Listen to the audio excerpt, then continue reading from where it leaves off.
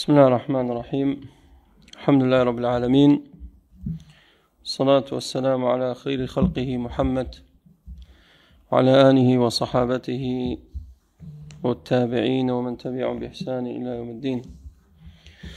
ثم أما بعد، جيش معنا فرمودي سياسة بسنو لا كتابي بلوغ المرام. هل بابي صفة صلاة النبي صلى الله عليه وسلم. عن حذيفة رضي الله عنه قال: صليت مع النبي صلى الله عليه وسلم فما مرت به آية رحمة إلا وقف عندها يسأل، ولا آية عذاب إلا تعوذ منها. أخرجه الخمسة وحسنه الترمذي. دفرمي صليت مع النبي صلى الله عليه وسلم. طبعا حديث ابن حجر رحمة الله يقول لي بيت بمختصرها وردتي دبوها بينسيا في صلاة الليل. شكا روايتك لصحيح مسلم هاتوا دفرمي لشون يجبو وزياديك شيء لمسلم أو لا ترواب ابن حجر رحمه الله أو زيادة شبهها ورداء، ولا آية تسبيح إلا سبح أو شتاء لصحيح مسلم. فرمي حديثك شوي كان شو ملاي في غمري خواه صلى الله عليه وسلم لشوني وجابوا سورة بقرة خينا دوهي اللي بو وتم يسار أبو ركوع شونا آل عمران خينا شونا سورة نساء. فرمي فما مرت به آية رحمة إلا وقف عندها يسأل. بقيش آية رحمة وكو إن الذين وقل رب اغفر وارحم وأنت خير الراحمين. يكسد داوي رحمتي خوايك إيد اللهم ارحمني. بقيش مغفرة اللهم اغفر لي. إلا وقف عندها يسأل، يعني إيد اللهم إني أسألك من فضلك. آية رحمة نفرمي هندي لزنان فرمون كبقيش آياتي بهشت إن الذين آمنوا وعملوا الصالحات كانت لهم جنات الفردوس نزلا. أيد اللهم إني أسألك الجنة، اللهم إني أسألك من فضلك. في غمري خاصة وسلم دنيا تابر ذكر دو لسر آياتي عذاب أو وستا، لسر آياتي بهشت أو وستا لفرمون ولا آية عذاب إلا تعوذ منها. وبقيش آية عذاب والسزاء استعاذيك الفناء يقرأ خوي تعالى لا دوزخ. ولروايات مسلم هاتوا فرمي ولا آية تسبيح إلا سبح، أو آياتان كوا تسبيحات مثلا سبح اسم ربك الأعلى، سبحان الذي أسرى بعبده ليلا. كما بخينا يفرموا سبحان الله سبحان الله. في غمري خواه عليه الصلاة والسلام بوشوية دواك لخواي فرودقار. إجا ليرة آية لن يوجد فرزكانا لن يوجد سنتكانا. لا جمهوري زانان دفرمون لن يوجد سنتكانا مستحبة. بلام لاي ابن الحزم رحمه الله دفرمي لا فرز سنتايا، وهندي زانان جراو بوچوني هوايا ولا فرقيني لا فرز سنة توين لهردو شي بيكي. بلام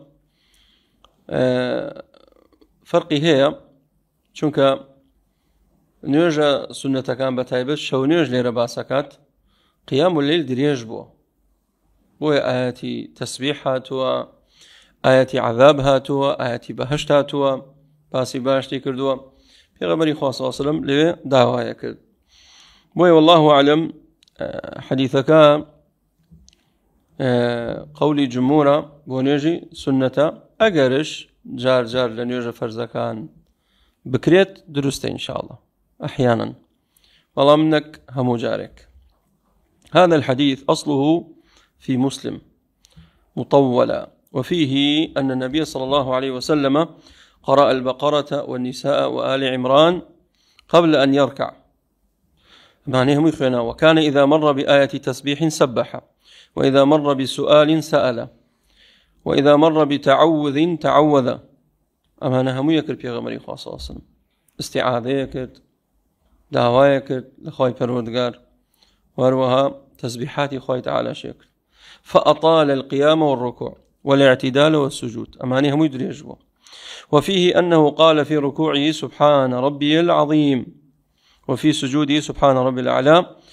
وقد ذكره المؤلف مختصرا وعزاه إلى الخمسة، وكان الأولى أن يشير إلى طوله وأن أصله في مسلم.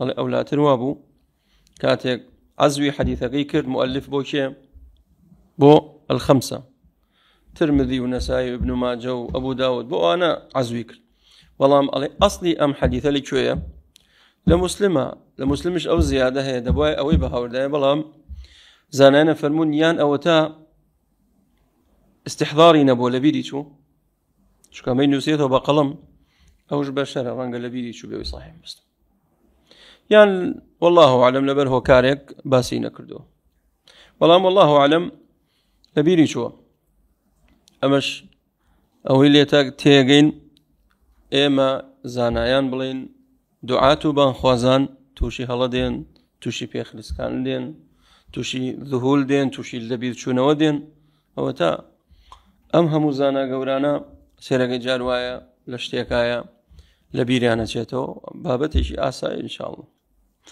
وفي اللفظ الذي ذكره المؤلف فوائد منها يكم فضيلة حذيفة رضي الله عنه لصلاته مع النبي صلى الله عليه وسلم في قيام الليل في بعض الليالي. فضيلته حذيفة رضي خواه يقول لي لقل في غمري خواه عليه الصلاة والسلام شو شون يجي كردوه ووانا بيت هر حذيفة بتنها بيت صحابي ترش كرديتي لقل ابن عباس شون يجي كردوه لقل صحابي ترش شو يجي كردوه لقل في غمري خواه صلى الله عليه وسلم. خالي شتر الجهر بالقراءة في صلاة الليل. صلاة الليل دنيتها برزكريته جهري بيكريت تدبر القرآن عند تلاوته واستحضار معانيه في غمري خواه صلى الله عليه وسلم تدبرها بولن يرجكيا كتاب أنزلناه إليك مبارك ليدبروا آياتي تدبر ترى من الآيات كان بيري ليبكروا استحضاري معنى كانك في غمري خواه صلى الله عليه وسلم شون تيكاليو آياته تاو تأثيري كل لندلو داروني. التعوذ عند آيات العذاب بقيش آيات عذاب باسي دوزخ بكرايا أيد اللهم إني أعوذ بك من النار فنا يقدر خوي تعالى لا عذاب ولا دوزخ. السؤال عند آيات الرحمة كاتك آيات رحمة بهاتايا وذلك مختص بصلاة النافلة فرمي ليرا أما تايبة با نجي نافلة نجي سنة إذ لم ينقل أحد عن النبي صلى الله عليه وسلم أنه فعل ذلك في الفريضة. هذا فرمي وارد نبوة لفرضا في غمري خاصة صلى الله عليه وسلم أو يكرد بيت طالما السنة وارد بوا ويمش خير هدي النبي صلى الله عليه وسلم. جواز صلاة النافلة جماعة بصفة عارضة لا دائمة كصلاة الزائر والضيف مع صاحب البيت. دلت درست إنسان لمالوا جار بو كاري بيويست يعني عارضة كات بربست كات بيشت بو نمونا بانجي دا صفر داخرة في غمري خاصة وصلنا فرمي الله الصلاة بحضر الطعام تو نان بخو تششني مرة بجماعة كاللي أبو يتولى نان خوارنا توي لما الجماعة كي بل درست وتا في غمري خاصة وصلنا نجي جماعتي كل لقل حذيفة لقل ابن عباس لمال بويا درست جار نك دائما أهم ديدن ما بيت هلا مالون يشكين نخير بلكو بجار ميوانيا كتاتو لدوروا قدري خوار نتان توين برون بون يج مشغول بن خريقنا خواردن بون بابتي كاتا بيشوا اتواني لقل خاون مالكيا خوان يشكن لمالو درست وتا بيغمري خاصة وسلم لمالو شو نيجي كردوا. وعن ابن عباس رضي الله عنهما قال رسول الله صلى الله عليه وسلم ألا وإني نهيت أن أقرأ القرآن راكعا أو ساجدا. فرمي ألا أداة تنبيه أداة تنبيه دفرمي ليرا تنبيه معناك بيغمري خاصة صلى الله عليه وسلم فرمي وإني نهيت كواتا نهي خطابك بو شيء بو بيغمري خاصة صلى الله عليه وسلم. إذا قال الصحابي نهينا وبس بشيء بيغمري خاصة صلى الله عليه وسلم أجا بيغمري خاصة صلى الله عليه وسلم لين نهيت ما بس شيء الله سبحانه وتعالى استلينا فرميتي إني نهيت نهيم ليكراوة كاتا خوي تعالى نهي ليكتو إني نهيت أن أقرأ القرآن راكعا أو ساجدا نهيم ليكراوة كلناو نرجع للركوع والسجود قرآن بخينمو لركوع والسجود قرآن بخينمو بويا لاي هندي للزانايان لو أنا حنابلة نفرمون هركسي قرآن بخينته للركوع والسجود يعني يوجكي بطالبته يوجكي بطالبته بلام لاي جمهور دلن نخر بطالبته بلام نهي ليكراو درست نية نهي ليكراو درست نية جمهور على خلاف ابن حزم وثمان ابن حزم بطالك يا حنابلة لا ابن حزم ضليع بطالكاته ابن حزم ضليع بطالكاته نفرمي فأما الركوع فعظموا فيه الرب للركوع قرآن مثلا أي شيء كان تعظيمي خوابكن بلين شيء سبحان ربي العظيم مناسب ويا إنسان كتشور ركوع سري دان وينا سري داقرت تعظيمي خوابك كتشوت السجدة وأما السجود فاجتهدوا في الدعاء فرمي لدعاء لسجود دعاء بكن بلين سبحان ربي الأعلى وأرد بوا ودعاء بكن دعاء چونك أقرب ما يكون العبد إلى الله سبحانه وتعالى وهو ساجد إنسان كسجدي برد بو أخوي تعالى فاسجد واقترب سجد برو نيزك برو الأخوة زور نيزقي الأخوة لو كاتي بويا فرمي دعاء بكن فاجتهدوا في الدعاء فقمن أن يستجاب لكم قمن يعني حري بالإجابة وأقرب إلى الإجابة يعني نزيك لو يخوي تعالى والله متان بداته لو كاتي لسجدها دعوبك إلى الله سبحانه وتعالى. هذا الحديث اشتمل على حكمين من أحكام الركوع والسجود أحدهما ترك والآخر فعل.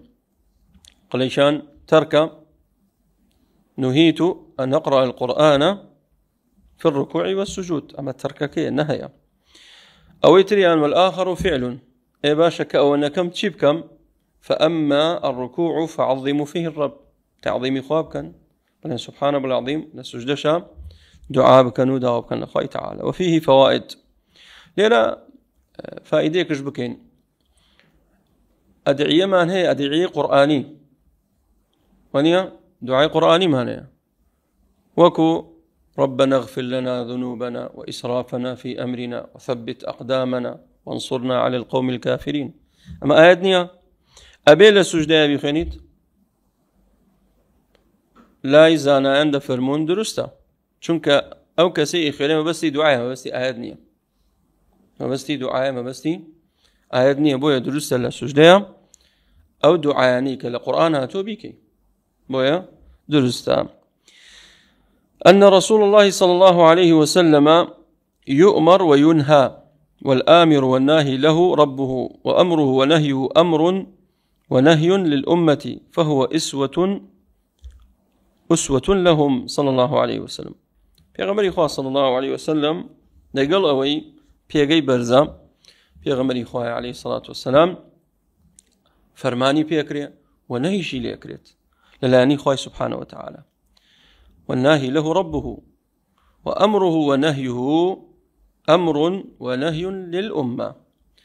أمر نهي كشي بو پیغمبر صلى الله عليه وسلم بو كشا بو أمة كشيتي كما دام نهي كرا لپیغمبر خاصة أو النكا كواتا بو إيمشا أمة كشي نابي أو بكا ونبي بس تايبت ببو فهو أسوة لهم پیغمبر خاصة صلى الله عليه وسلم قدوة بيشنقا كلا قدوة بيشنق حرام كرا دروس نبي نهي ليكراوا بو إمج نهيك هي بويا كاتي فرمي ألا وإني نهيت أن أقرأ القرآن في الركوع والسجود وإمج نقوى بزان بزبو بيغمري خويا صلى الله عليه وسلم.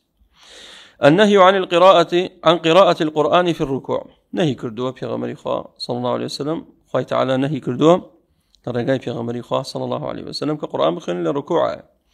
النهي عن قراءة القرآن في السجود والأصل في النهي التحريم. ويؤكد النهي تأكيد الخبر عنه بأداة ألا وإن. ألاش أداة تنبيه استفتاحة ليرت بو تنبيه بكارين وإنش بوشيا توكيد جاخت كرنوية كاتم النهي.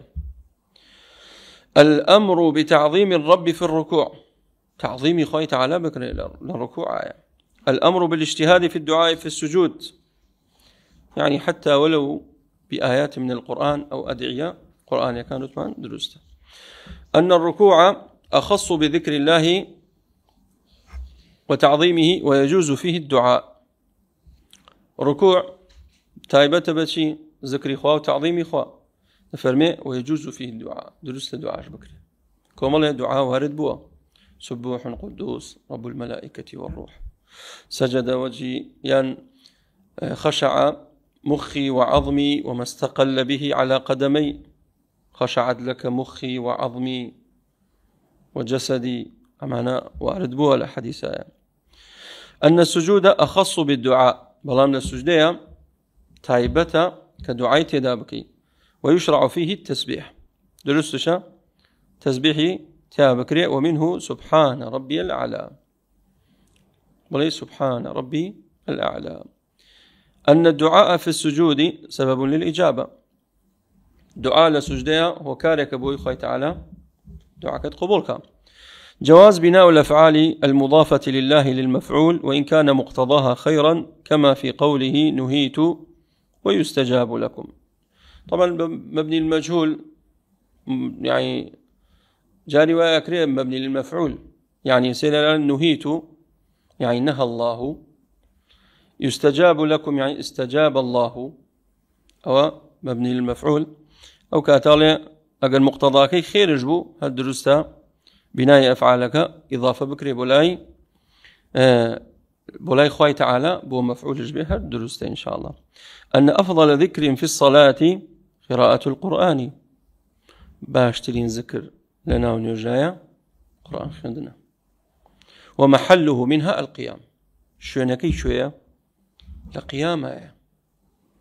لقيامة قرآن بخير نقل الركوع والسجود وهو اللائق به دون الركوع والسجود نقل الركوع والسجود بخينيت. أن من قرأ القرآن راكعا أو ساجدا متعمدا عالما بالنهي بطلت صلاته هركسك لركوع السجود قرآن بخيني بمتعمدين وبزانيت جاهل نبيت بزاني نهي شي لكرا هربي خينت نرجكي بطال بيته. وهذا مذهب الظاهرية وهو قوي وأما مذهبش براستي وجيهه بقوة رأيك إثبات اسم الرب لله عز وجل غير مضاف بل معرفا بأل فعظموا فيه الرب أما مختصة بشيء الرب بوخوي تعالى بلام كإضافة كرا درستا وغير خواب كار بين وكو رب البيت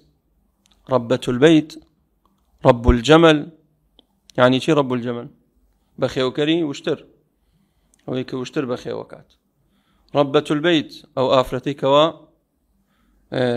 من علكاني بخيو وكا مالا وخزمتي مالكات ويا بو إضافة درستا بو غير خواب بكار بيني بلام كمعرفه بأل ألي تعريف أو خاصة بشيء الرب وأتى الله سبحانه وتعالى.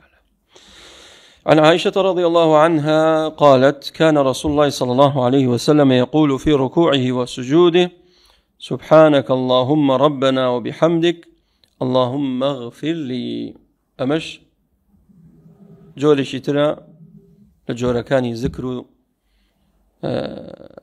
دعايك كلا ركوع أخوندريت ولا كوشا ولا سجودا هذا شيء أخوندريت يعني لجاتي سبحان ربي العظيم وسبحان ربي الأعلى أما بخيني درست لجاتي سبحان ربي العظيم وسبحان ربي الأعلى بلي سبوح قدوس رب الملائكة والروح درسته أو واجبية لسرشان لا أجد.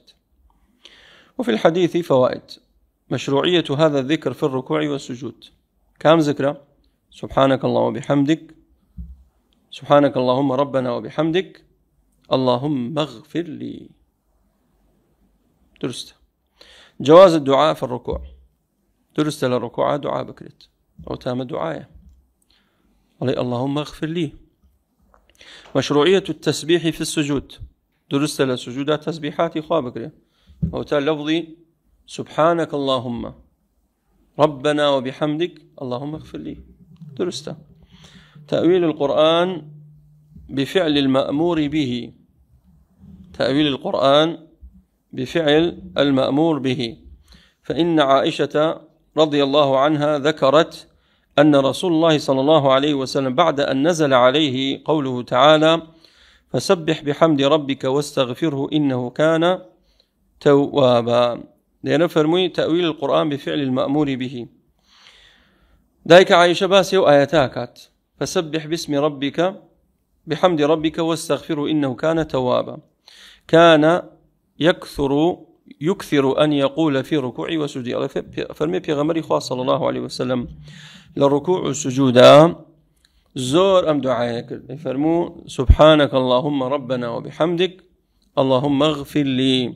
بتعبد لا كوتا ساتكاني جياني بيغمري خواه صلى الله عليه وسلم وكل درس رياض الصالحين باس ما قال فرمي تأول القرآن وذلك في آخر حياته. فإن سورة النصر قد دلت على دنو أجله صلى الله عليه وسلم كما قال ابن عباس رضي الله عنهما فيها إنها أجل النبي صلى الله عليه وسلم أعلمه له أي جعله له علامة. تفرمي أم آية بلغي لسر نزق بونوي تمني بلين عمري في غمري خواه صلى الله عليه وسلم مردني وأجلي في غمري خواه صلى الله عليه وسلم بروكوتاي را وآها تأويلي كد تأويل قشي تجي خويبو.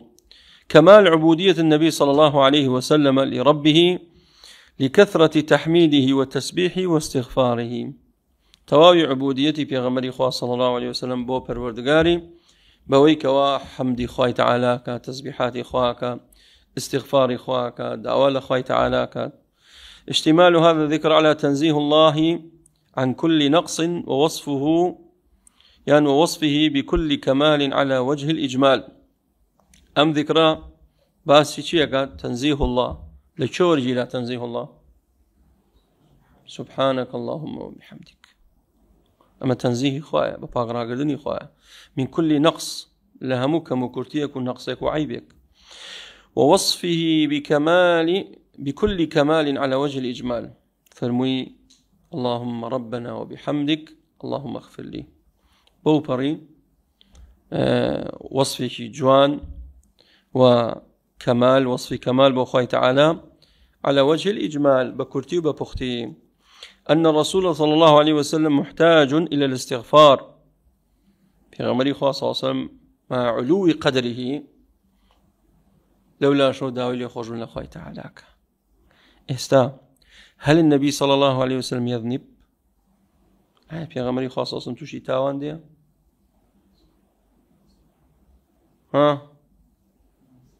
أي باشا معناه شيء واستغفر لذنبك. قولا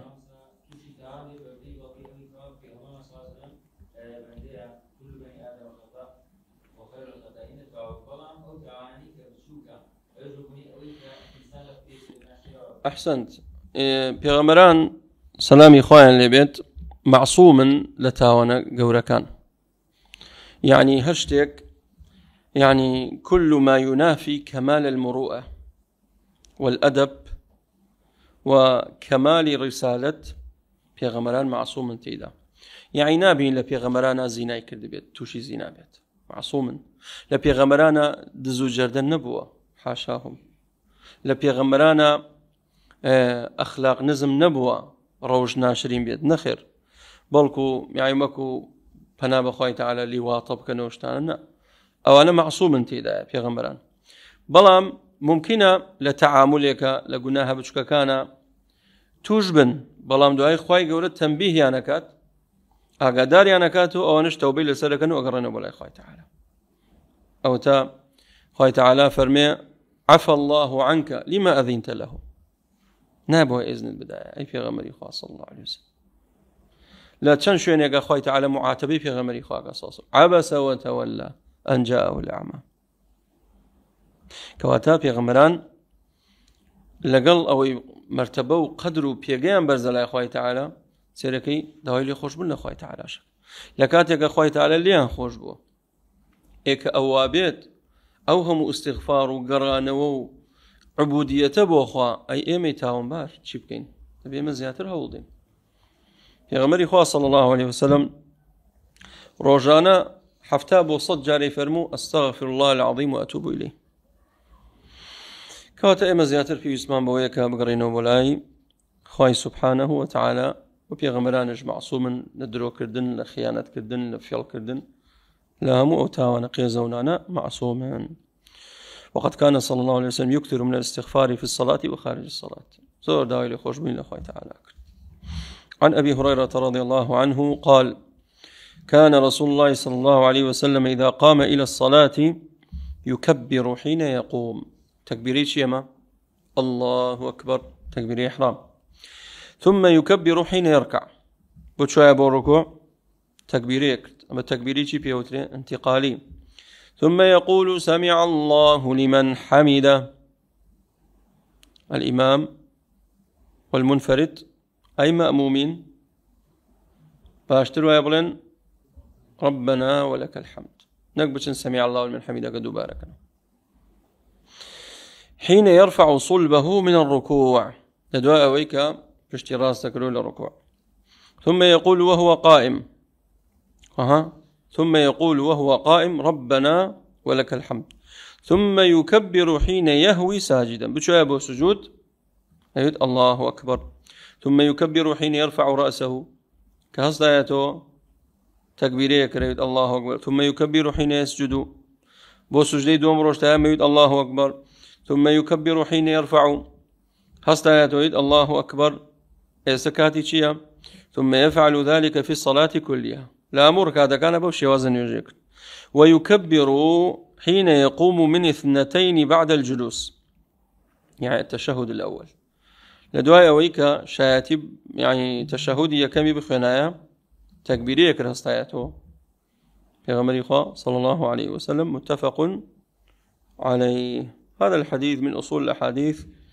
في صفة الصلاة وفيه فوائد منها افتتاح الصلاة بالتكبير وهذه هي تكبيرة الإحرام التي لا تنعقد الصلاة بدونها نيجيش كسيك درسني إلا دبي تكبيري إحرامي تدابي ركن التكبير في كل خفض ورفع وانتقال في أفعال الصلاة ولهذا تسمى هذه التكبيرات تكبيرات الانتقال جقل تكبيري إحرام كركن أوانيتر تكبيرات انتقالية أمانش لنا نيجايا لا يهند لزانيان واجبة لا يهند لزانيان مستحبة نفرمي حال الانتقال في الصلاة من الركن إلى ركن في تكبيرات انتقالي يقولون أنه انتقالي لركن يكوبو ركنتر واستابي أريبو ركوع أما بو ركنتر رشد سمع الله من حميدة جابو ركنتر الري ما بو في يستقى الله أكبر بكي وخص من هذا الرفع من الركوع وهذه التكبيرات مشروعة للإمام والمأموم والمنفرد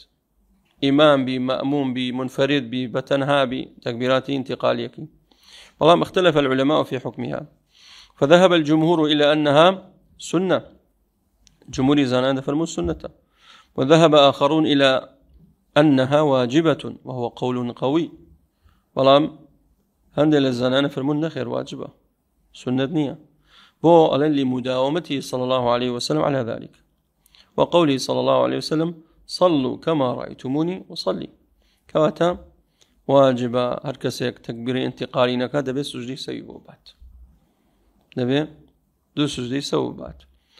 عظم شأن هذه الكلمة الله أكبر لهمو تكبير كان يقول الله أكبر كواتام وشيء زور قوري الله أكبر الله قوري لهمو قوري قورتنا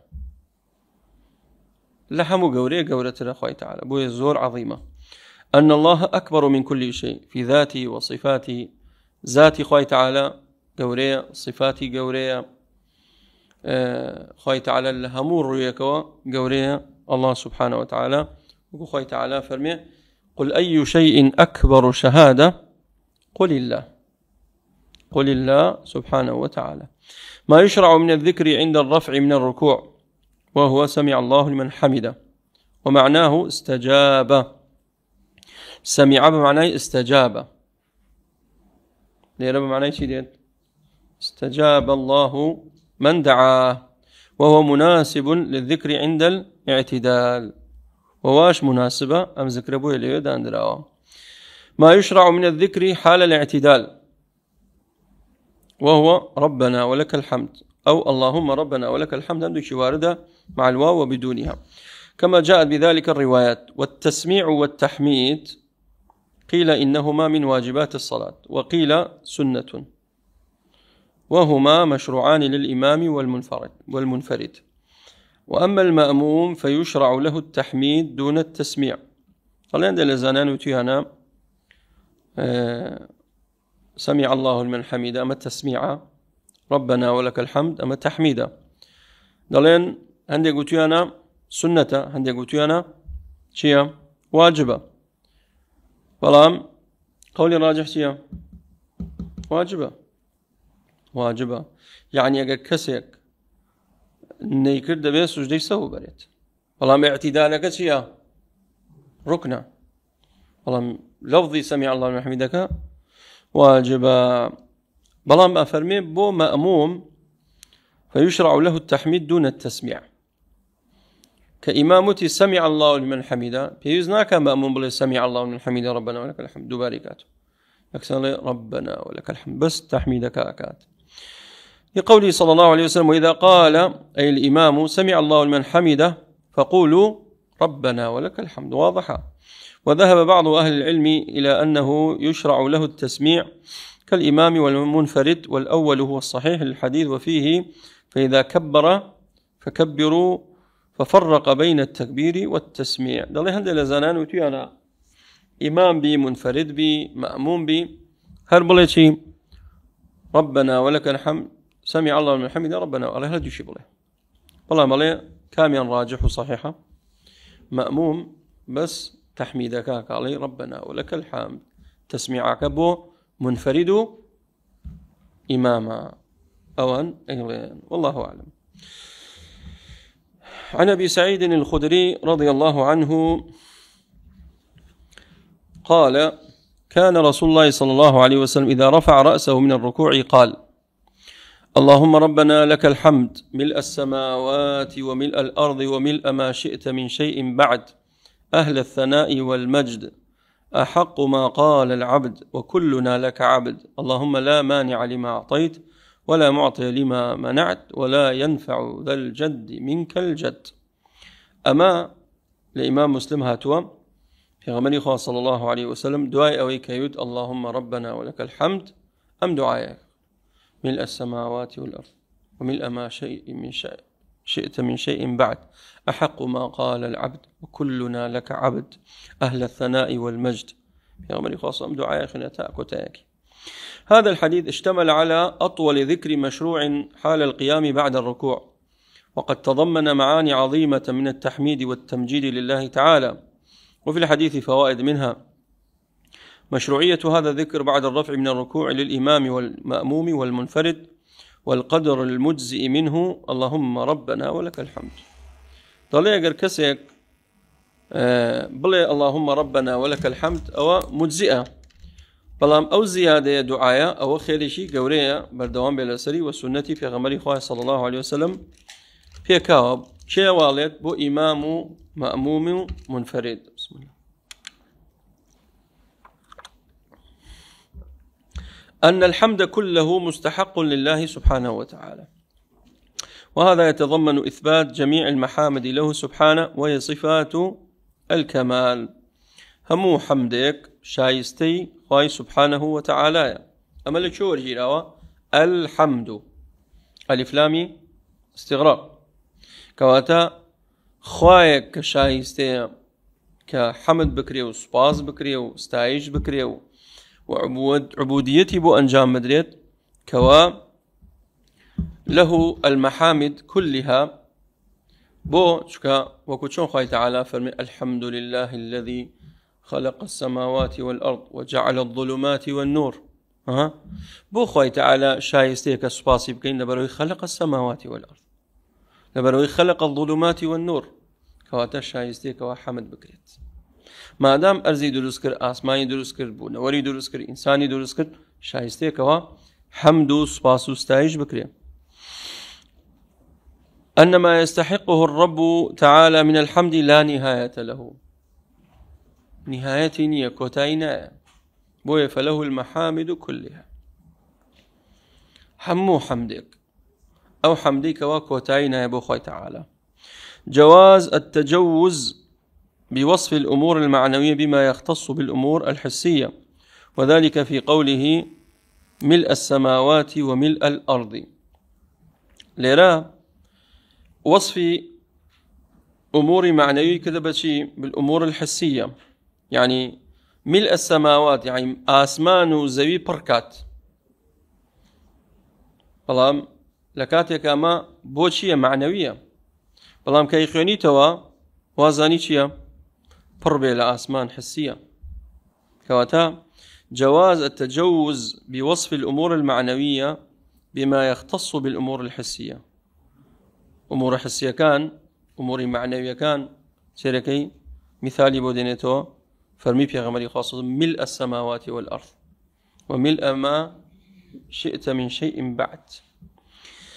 إثبات المشيئة لله سبحانه وتعالى إثبات مشيئة تاعه. التوجه إلى الله بالخطاب في مقام الثناء توجه بلاي خواي سبحانه وتعالى لمقام الثناء حمد وصباس وستعيش وثناء خواي تعالى. فضل هذا التحميد لقولي أحق ما قال العبد أي هذا الحمد أحق ما قاله العبد.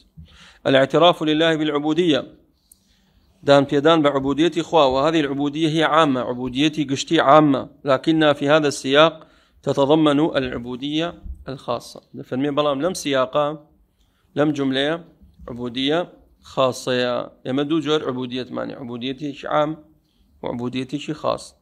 فرمي لي أنا بس بي عبودية خاصة. أن الله تعالى هو المعطي المانع. شيء معطي ومانع الله خوي تعالى بيقريتو يقريتو بيد بدا يدبا منالت بيد بدا يدا بارت بيد بدا دولمند كا يدا بيت وليش بقريتو كتقريتو.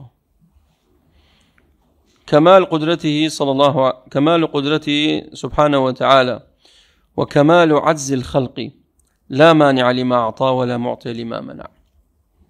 خوي تعالى لو بري كمالا ده صلاة قدرتي هيزي خوي تعالى وبجزان لمقابل ده مخلوقاتي تشندا بيد صلاة وبيتوانان چونك اللهم لا مانع لما أعطيت ولا معطي لما منعت. أجر خود ببخشي كزناتواني منيكات وأجر خودش بيقريتوا كزناتواني بي بدات ولا معطي لما منعت. أن الحظوظ من المال والسلطان لا تمنع صاحبها مما أراده الله به ولا تنجيه من عذابه.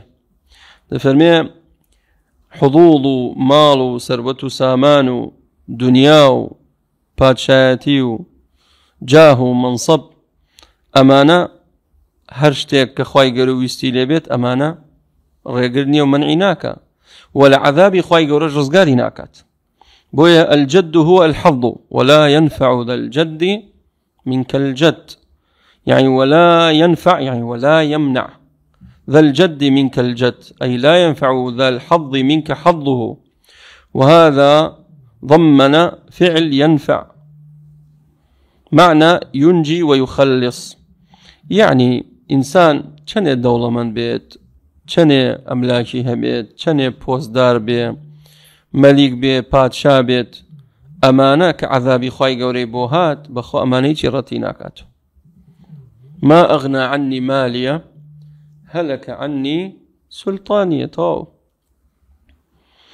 وجوب التوكل على الله سبحانه وتعالى في جميع الأمور، مش بس بخواي تعالى لهم كاروبارك، وتعليق القلب به عز وجل خوفا ورجاء، ضلما متعلق بخواي تعالى حالتي خوفا حالتي رجاء كهردو شي بيويست مسلمان لسري بيت. عن ابن عباس رضي الله عنهما قال قال رسول الله صلى الله عليه وسلم أمرت أن أسجد على 7 أعظم. فرمي أمر بيكراوا كسجد برم لسر حوت إسقان على الجبهة وأشار بيده إلى أنفه. أما جبهة وإشارات كربو لوتي أما يك أما يسقان يكم بهردو شيو يككا. لمذهب أبو حنيفة رحمه الله دلي أجر سرد نايا زوي لوت اللي زوي نبيت نرجك الطوا بلام باشتر ويا وكاملتر ويا نرجكت كلوت وسرت هموي بشي بيت شقيت زوية لزوية بيت.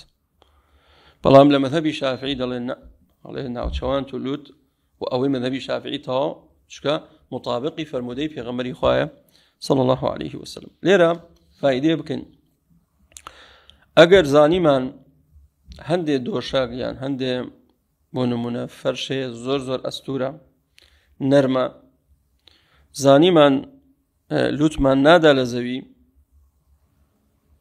أو كاتا درسني لسري ديوشك بويا كسر من نازوي كزاني من اسفنجكا زخت العالية توزي چي بكن زختي لي بكن اگه زاني من بزخت كردن هر نادا لباي نيوجمك باني نيوجمك بويا فرمي لبيس سجده بري لسر حوت اندام لسر حوت اسقان.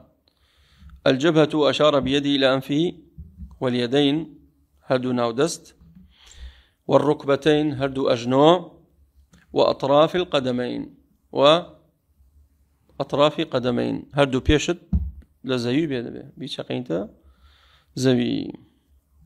هذا الحديث اختصر منه المؤلف قوله صلى الله عليه وسلم ولا نكفت الثياب ولا الشعر، أي وأمرت أن لا نكفت إلى آخره. دفرمي أم حديثي عينا بمختصرها ابن حجر رحمه الله باسي كفي ثيابك واتا كاتك رويبو السجدة جلك تلنكي جلك كردن يان قول هالمالين ناو نيرجا مانا نهي ليكرا ولا مكروهاتا كالين مكروهات يعني لا أجر باداشتي نيرجاكت كمكاتو يعني لناو نيرجا يا شعر كابراسي لكي پرچمي دريجا لناو نيرجا خليشي هالي داتو أوش نهي ليكرا أو مكان. وفي الحديث فوائد منها أن رسول الله صلى الله عليه وسلم عبد لله يأمره وينهاه. في غمري خاصة صلى الله عليه وسلم عبدي خوايا خواي تعالى فرماني فيك ونهي شليكات.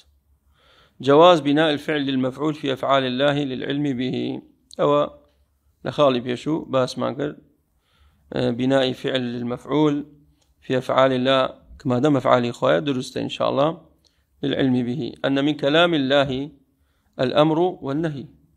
الكلام خوا أمر نهي. وجوب السجود على 7 أعظم مع القدرة. واجبة سجد بري لسر حوت إسقان كتوانات هبي يعني إنسان أجر كسيق نخوش بو بايتاو نبو معذورة دسيتاو نبو معذورة ناو تواني شكاوى بريني هي قينا عذري وهي مبينة في لفظ الحديث وكل حديث هاتوا. وجوب السجود على الأنف مع الجبهة. سجدة واجبة كبيبيت لقل شيء الأنف أنفش لبيل زاوية بيت مع الجبهة وهما عضو واحد بيقعضوا ناوي بردوة. أن من ترك السجود على واحد من أعظم 7 لم يفعل ما أمر به. نفرمي أكا كسيك لكاتي سجودا يشك لما نترك لو حوت أنداما حوت إسقانا أو كاتا أو أمريكا خوي تعالى كرديتي جبجين كردو. فإن كانت الجبهة لم يصح سجوده مطلقا، وإن كان غيرها وكان ترك السجود على عضو عمدا لم يصح سجوده، وإن كان سهوا فالأظهر أنه يصح سجوده. ده فرمي لترك كان لو حوت إسقانا أجل سجود بيت ترشيكات سريننا تعرس سجود نبات أو نيوجاكي شيا دروزنية طوانية. أجل غيري أوان أبو وكو أجنو وكو دستكانت دسر زوي نبو عمدا عليك بمتعمدي بو أوشيان عينا نيوجاكي طوانية. أجل سهو بو بسهو بنزانين كردي ضل فالأظهر أنه يصح سجوده وسجدكين تواوا عين يوجد بطلنا بيته. أن السجود على أطراف القدمين يجزئ وإن كانت الأصابع لغير القبلة.